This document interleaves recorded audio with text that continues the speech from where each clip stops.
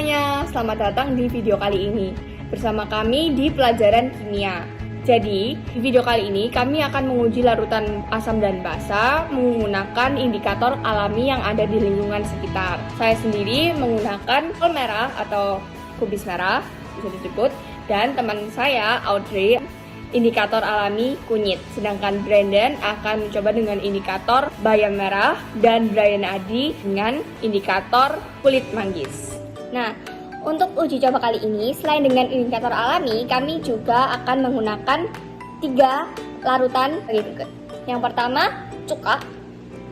Yang kedua, garam. Dan yang ketiga adalah sabun. Untuk larutannya, kami akan bersama-sama menguji 3 larutan tersebut, tetapi dengan indikator alami yang berbeda-beda. Simak video kami. Pada praktikum kali ini, alat dan bahan yang dibutuhkan adalah sendok plastik, pipet, air kunyit. Untuk mendapatkan air kunyit, pertama-tama kita harus memarut kunyit terlebih dahulu.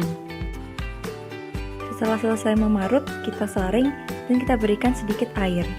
Untuk percobaan pertama, kita lakukan pada cuka. Ambil beberapa tetes air kunyit dan teteskan pada cuka.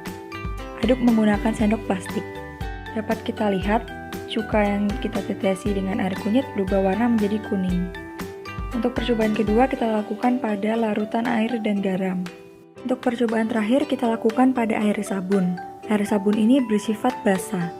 Kita teteskan kembali beberapa tetes air kunyit lalu aduk. Dapat kita lihat air sabun berubah warna menjadi jingga kecoklatan.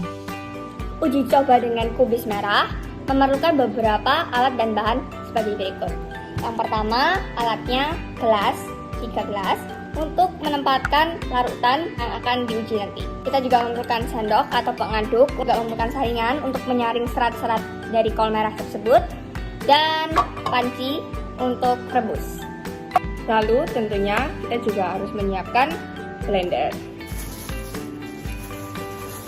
Pertama, kita perlu untuk mencincang kubis, lalu menghancurkannya dengan penghancur buah atau blender.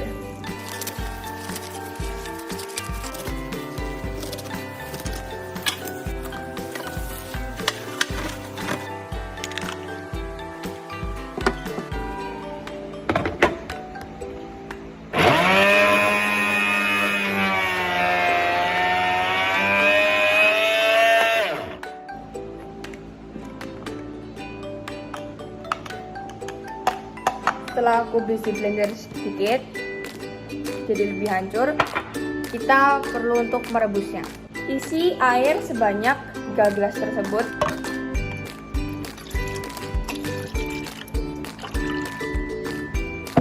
Masukkan pula garam. Rebus kol merah sampai 20 ke 30 menit. Perlu diingat, sambil merebus jangan lupa untuk mengaduk sehingga air bisa merata jadi warna ungu atau ungu gelap kehitaman.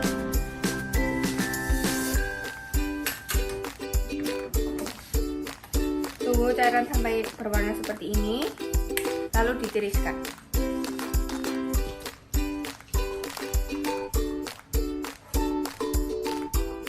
Dan airnya terpisah. Mari kita uji dengan larutan. Ini air sabun, ini air garam, dan ini cuka. Kita uji manakah dari ketiga larutan ini yang basah, manakah yang asam, dan manakah yang netral.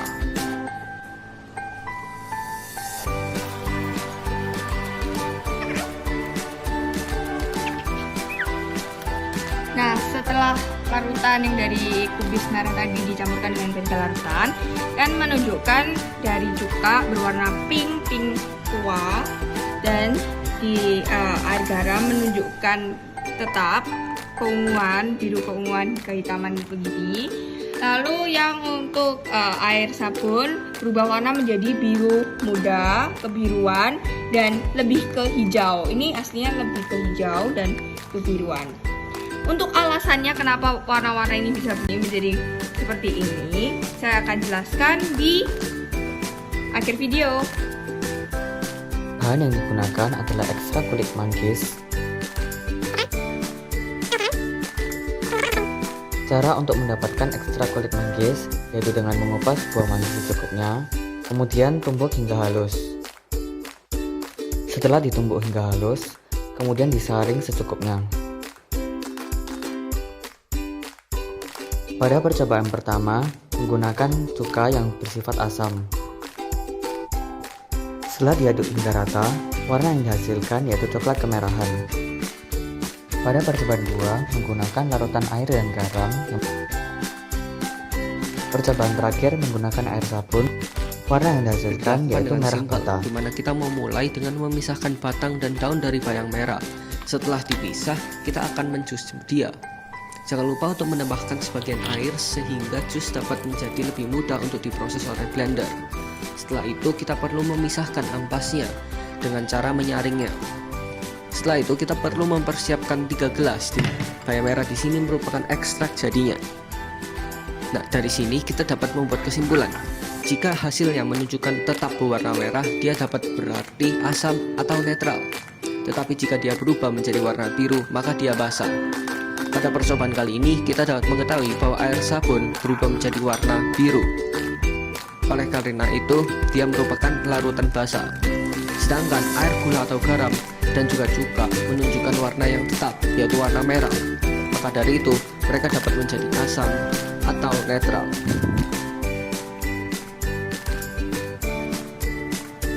Setelah percobaan tersebut, dibuktikan bahwa jika pH sama dengan 7 dengan netral, maka larutan tersebut dinamakan netral karena pigmen dari antosianin kol merah tadi tidak berubah. Air garam atau air gula ini masuk netral. Sedangkan kenapa larutan bisa berwarna pink di kol merah? Karena larutan asam dengan pH kurang dari 7. Maka pigmen antosianin ini akan berwarna pink. Maka air sabun dari kol merah tadi bisa berubah warna menjadi kebiruan dan sedikit hijau karena di sini ditunjukkan bahwa air dari sabun ini adalah basa lemah.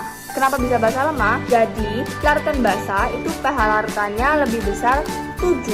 Jadi pigmen antosianin ini akan berwarna biru atau lebih cenderung ke hijau atau kekuningan. Untuk coba larutannya bisa berbagai macam, tidak hanya dengan cuka, air sabun, dan air garam.